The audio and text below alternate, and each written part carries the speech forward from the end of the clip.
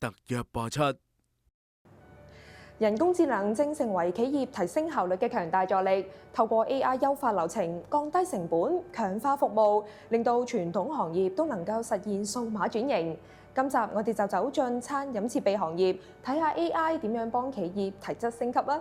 袁經理你好，你好，Bianca。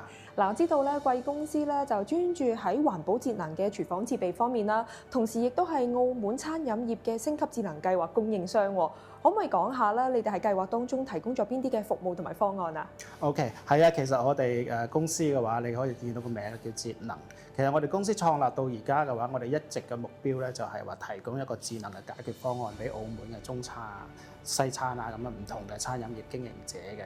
咁我哋第一個咧就係第一個喺澳門努力去推廣呢個電磁爐嘅，因為電磁爐啊比呢個傳統嘅爐具咧有呢個好高嘅燃燒效值。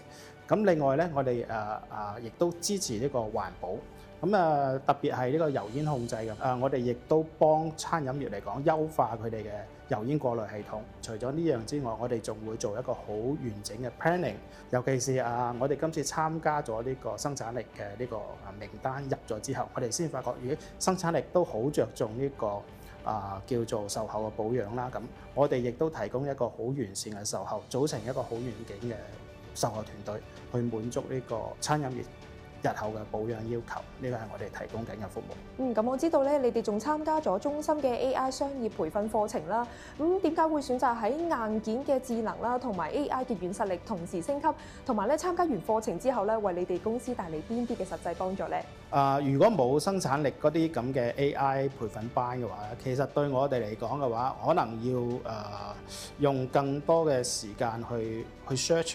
特別係 AI 對我哋嚟講嘅話，喺澳門係一個比較新嘅一個項目，要揾到適合嘅教師嘅話咧，其實唔係一件容易嘅事。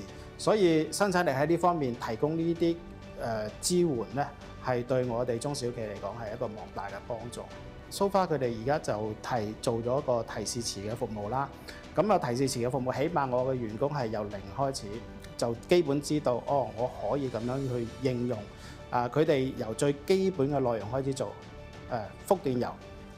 老實講，我哋呢一行，即係我哋做廚房呢一行、設備呢一行咧，英文嘅程度係好有限嘅。AI 咧係最基本就解決咗呢個專業性嘅英文嘅回覆。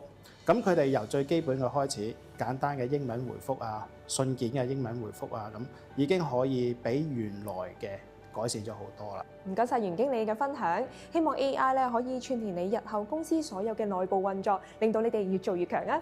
多謝多謝。從企業嘅實際應用可以睇到 ，AI 確實能夠為中小企帶嚟可觀嘅提升。生產力中心嘅 AI 推動工作唔單止係培訓，更加包括 AI 落地，手把手協助中小企升級轉型。